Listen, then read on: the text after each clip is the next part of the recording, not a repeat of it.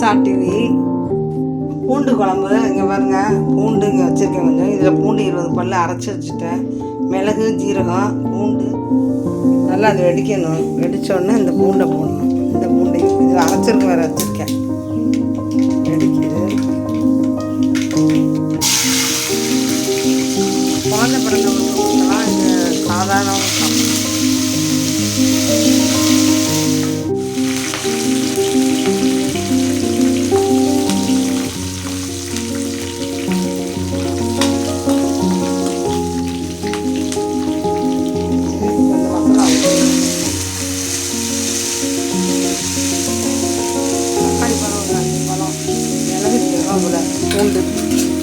உப்பு போட்டுக்கணும்.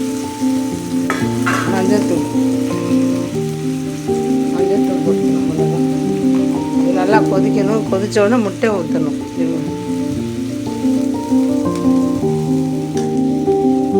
கொஞ்சம் மல்லித்தூள் போட்டுடணும். கொஞ்சம்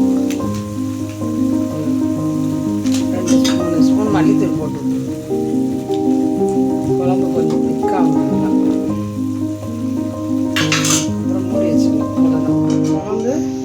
முட்டையை ஊற்றணும். முட்டையை ஊற்றி அப்புறம் மூடி வச்சிடணும். கொஞ்சம் லேசாக சிம்மில் வச்சு.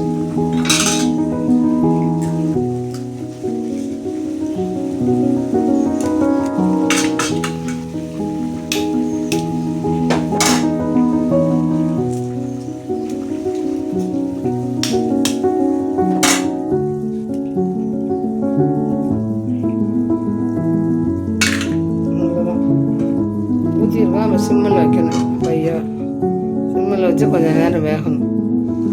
பையை கம்மியாக வச்சுருக்கேன். பையை திருப்பி போகணும்.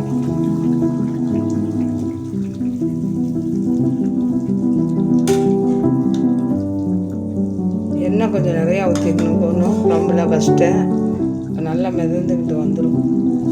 இன்னும் கொஞ்சம் நேரம் திருப்பி போட்டுக்க. அது வேகணும். குழம்பு நல்லா வச்சிருச்சு. அவ்வளோதான், முடிஞ்சிருச்சு. முட்டை வெந்துருச்சு.